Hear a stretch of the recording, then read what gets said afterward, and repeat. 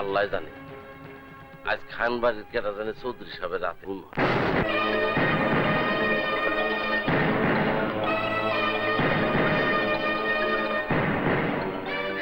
কুসুম, আমার খুব ভয় হচ্ছে। কেন মা?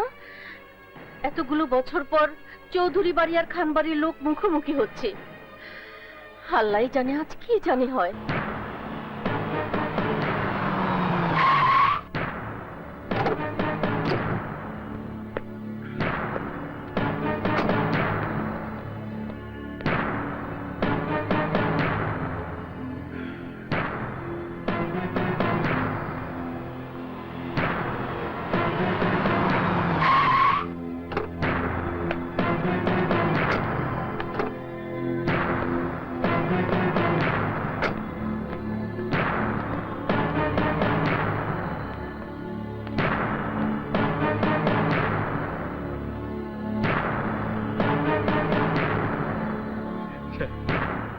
আসুন চৌধুরী সাহেব, আমার খানপুরে আপনাকে সুস্বাগতম। কারো চাতুকারিতায় আমি মুগ্ধ হই না আফতাব খান। আমি জানতে এসেছি বাদলকে এভাবে বেঁধে রাখা হয়েছে কেন? একটা ন্যায় বিচারের জন্য। ন্যায় বিচার? হ্যাঁ, আপনার চৌধুরী পাড়ার বাদল আমার নীরবের কাছ থেকে 1000 টাকা ধার নিয়েছিল এই শর্তে যে 1 মাসের মধ্যে টাকা ফেরত দিতে না পারলে সে তার শরীর থেকে 1 কেজি মাংস কেটে দেবে। নীরব, চৌধুরী সাহেবকে তোমার দলিলটা দেখাও। এই দেখুন।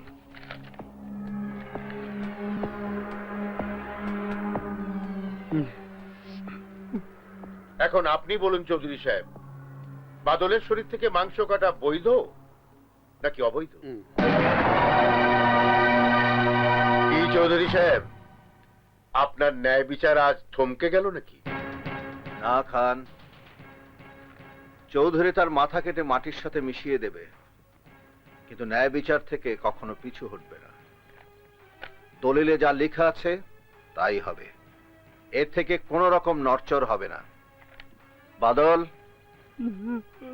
দলিলের লেখা অমান্য করার শক্তি কারণেই, তাই তোর শরীর থেকে 1 কেজি মাংস কেটে নিবে নীরব। নীরব, তুমি তোমার কাজ করো, ওর শরীর থেকে 1 কেজি মাংস কেটে নাও। না, তোর কোনো মাফ নেই। কতবার বলেছি, কোনো কাগজে সই করার আগে, কোনো চুক্তি করার আগে লেখাপড়া জানা কাউকে দেখিনি, কিন্তু তোরা আমার কথা শুনিসনি।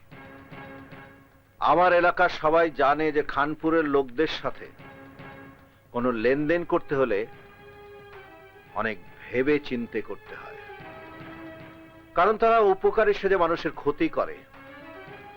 তোমরা শোনোনি? যাও নীরব, ওর শরীর থেকে মাংস কাটো।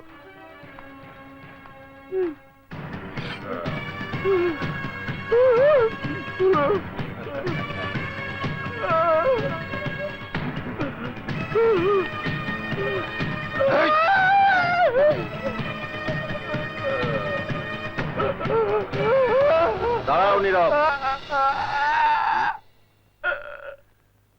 তুমি বাদলের শরীর থেকে 1 কেজি মাংস কাটবে, কিন্তু এর মধ্যে আবার কিন্তু কি? মাংস কাটবে, তবে ওর শরীর থেকে 1 ফোঁটা রক্তও ফেলতে পারবে না। সে কি করে হয়? মাংস কাটতে গেলেই তো রক্ত পড়বে। আর রক্ত পড়লে তোমার দেহ থেকে মাথাটা কেটে আমি খানপুরবাসীকে ফুটবল খেলতে উপহার দেব। এ কি অন্যায় বিচার? অন্যায় বিচার নয় খান, এ ন্যায় বিচার। দলিলে লেখা আছে 1 কেজি মাংস কেটে নেবে, রক্তের কোনো কথা লেখা নেই। তাই তুমি মাংস নাও, কিন্তু 1 ফোঁটা রক্ত পড়তে পারবে না।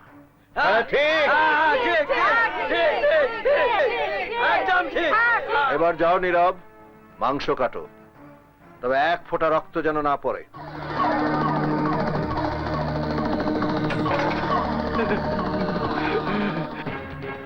মানুষের জীবন নিয়ে ছিনিমিনি খেলা ঠিক না খান। আব্বাস। জি সাহেব। 1000 টাকার পরিবর্তে ওকে 2000 টাকা দিয়ে দাও। জি।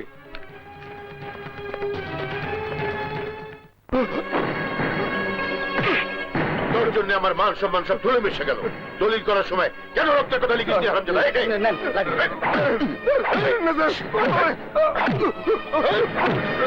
ম্যাডাম ম্যাডাম আমারে বাঁচান স্যার, আমারে মাইরা ফেলাইতাছে, আমারে বাঁচান। ভাইজান কি করছেন? নীরবকে মারছেন কেন? তুই সরে যা লালা। তুই জানিস না গত 100 বছরের শত্রুতার ইতিহাসে যা হয়নি, আজ ওই মূর্খটার কারণে তাই হয়েছে। আশরাফ চৌধুরীর সামনে আমার মাথা হেঁট হয়ে গেছে। আজ খান হেরে গেছে চৌধুরীর কাছে। আপনার হেরে যাওয়াটাই স্বাভাবিক ভাইজান। কারণটা কি জানেন?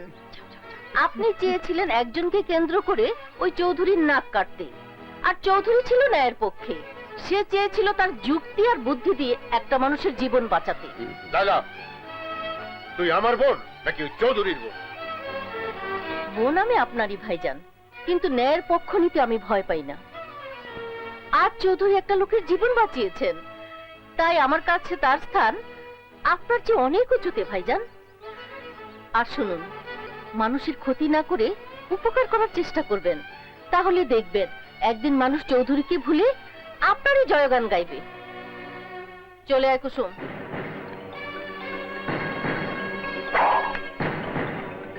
চৌধুরী, এই দিনই শেষ নয়।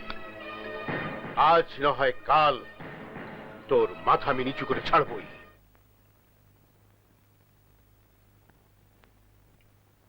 সাহেব, আপনার চা। রাখো, বসো। আরে আরে, ওখানে বসলে কেন? এখানে বসো। কি যে বলেন সাহেব, এমনিতে আপনার কাছে আমার কৃতজ্ঞতা শেষ নাই। আমার মতো সামান্য চাকরের ছেলেরে আপনি নিজের ছেলের মর্যাদা দিচ্ছেন, শহরে রেখে লেখাপড়া শিখাইতেছেন। আমার শরীরের চামড়া দিয়ে আপনার পায়ের জুতা বানা দিলেও আপনার ঋণ আমি শোধ করতে পারব না। আহা, থামো তো, থামো। সে অর্থে আমিও তোমার কাছে ঋণী। আমি যখন আমার একমাত্র সন্তানকে হারালাম, তখন তুমি তোমার একমাত্র ছেলেকে আমার কোলে তুলে দিয়ে বলেছিলে, সাহেব, আজ থেকে ওই আপনার সন্তান। আমি আমার গাড়ি কোন দিকে? আরে ভাই, গাড়ি থামান! আরে এই ভাই, গাড়ি থামান!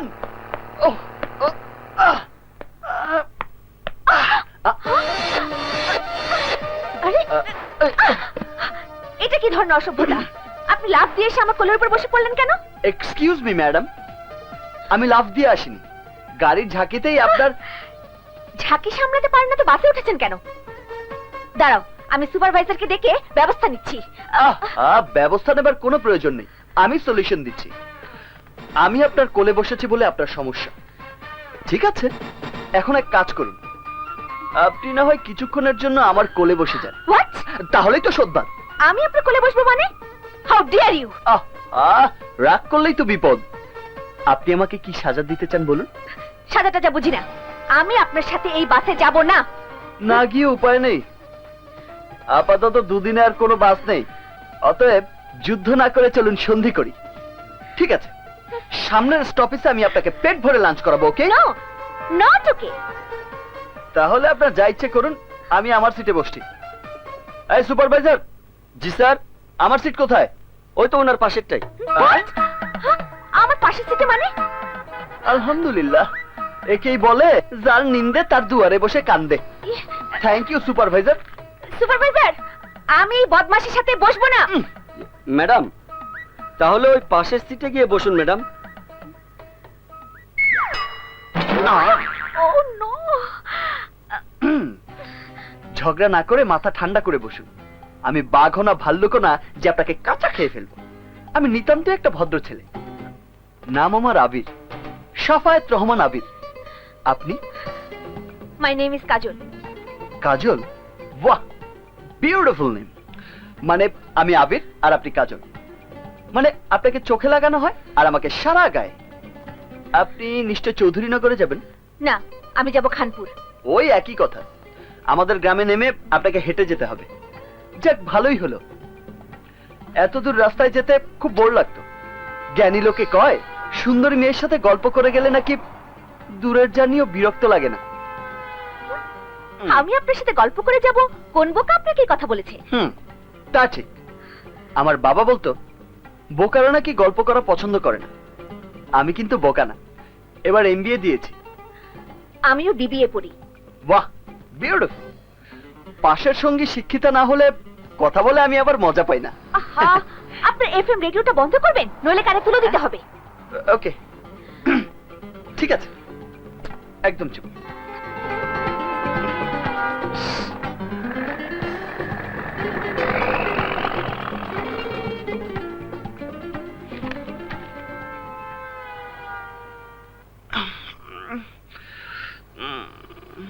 আরে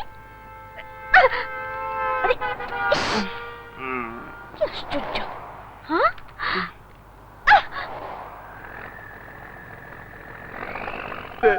কিন্তু চেয়ারম্যানের ভাই আমার পোলারে রিলিফ তো দিলই না। রিলিফের গমে হাত দিছিল বইলা ওই চেয়ারম্যানের ভাই উল্টা আমার পোলারে অমানুষের মতন মারছে। আমার পোলা এখন সোজা হইয়া খাড়াইতে পারে না। দেন বাবা কি মারটা মারছে। এই তো শিশুটাকে এইভাবে মেরেছে? এই অমানুষটা কেড়ে যুবরাজ? আবার ওই চেয়ারম্যানের ভাই ডন। সে যেই হোক, এত বড় অন্যায় করে সে পার পেয়ে যেতে পারবে না। তোমরা চলো আমার সাথে। উপরে উপরে রাখুন ভাই, এই যে আমার 3 বছর দাম। মোল্লারে দেন। নেন। ওই যে নাম দে, কি? দে, দে। মিজান। ঠিকানা বলেন, ঠিকানা শ্যামবাজার আড়ত। মাল ঠিক মতো পুষে যাবে। মোল্লা, মাল আর কয় বস্তা আছে?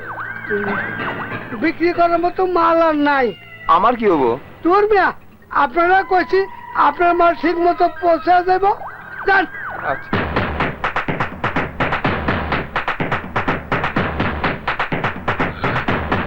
ওই আমার শার্টটা দে।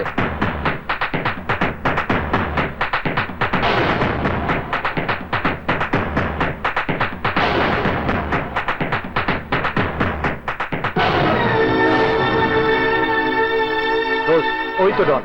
মোল্লা, মোল্লাটা কে রে? ও বেতমি, চৌধুরী বাড়ির চাকরের পোলা।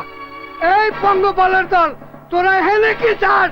হ্যাঁ, চাই এই ছেলেটির রিলিফের ভাগ, আর চাই এই ছেলেটিকে যে আঘাত করেছিল তার শাস্তি। চপ বেতমি, আমাকে বাজারে শাস্তি চাস তুই? তুই জানাস উনি কে? জানাস উনি ছেলে কি করতে পারে? হ্যাঁ, জানি, কিন্তু তোর ভাই যেই হোক না কেন, ন্যায়ের স্বার্থে আমি কাউকে ছাড় দিতে নারাজ। তোদের গুদাম ভর্তি রিলিফের মাল গরিবের হক, আর সেই হক তাদের হাতে তোদেরকে তুলে দিতে হবে।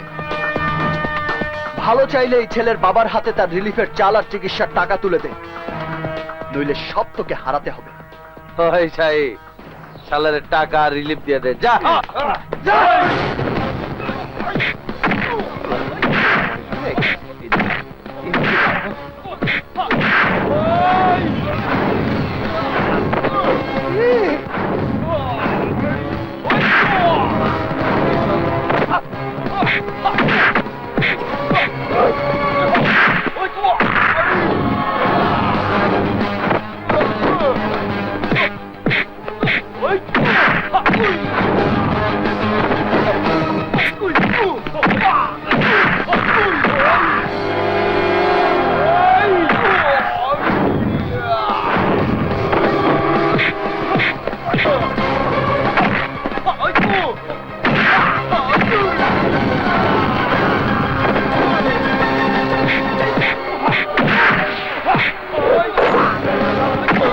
ওই বেতমিদের হাতে মার খাওয়ার দরকার নাই।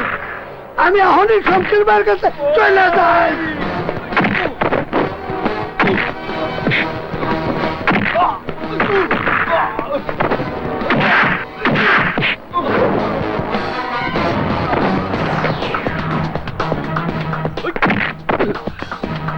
হারাম খেয়ে খেয়ে তোদের গায়ে চর্বি জমে গেছে, সেই হারামের ভাগ আমি কিছুটা কমিয়ে দিয়ে গেলাম। এসো তোমরা, এই রিলিফ তোমাদের হক, তোমরা নিজেরাই সেই হক তোমাদের বাড়িতে নিয়ে যাও। এসো।